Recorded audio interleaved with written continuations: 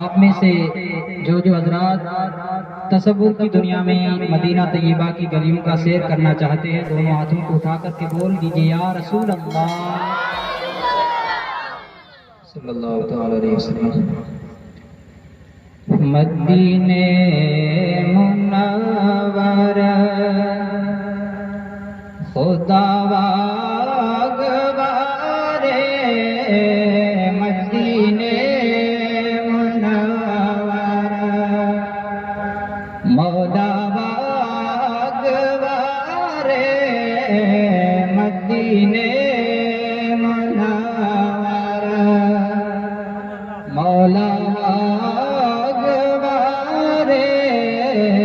چمی پاک روزو اچھا ٹھارے، مدینے منور مدینے منور مولا واگوارے، مدینے منور مولا واگوارے،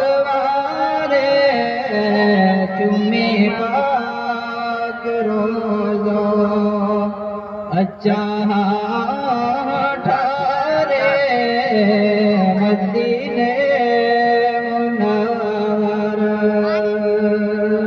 بول دیجیے سبحان اللہ۔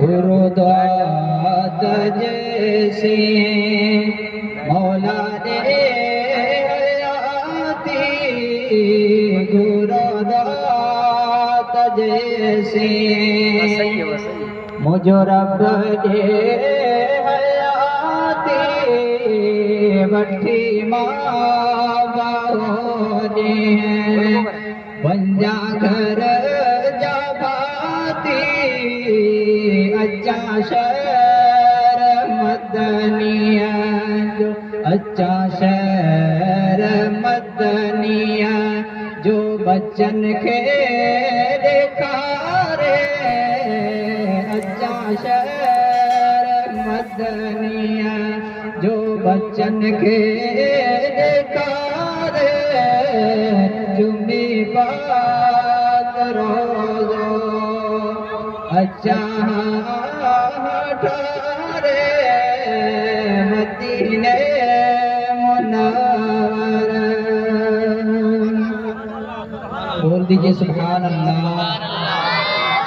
خداوند موقع اڈارے پکھن سا، خداوند موقع اڈارے پکھن سا، اچھا دیس دلور جو ماں بھی اکھن سا، چوری دل پہ پل پل پکارے، مدینے منور مدینے جو گھٹیوں گھمائی تو مولا، مدینے جو گھٹیوں گھمائی تو مولا،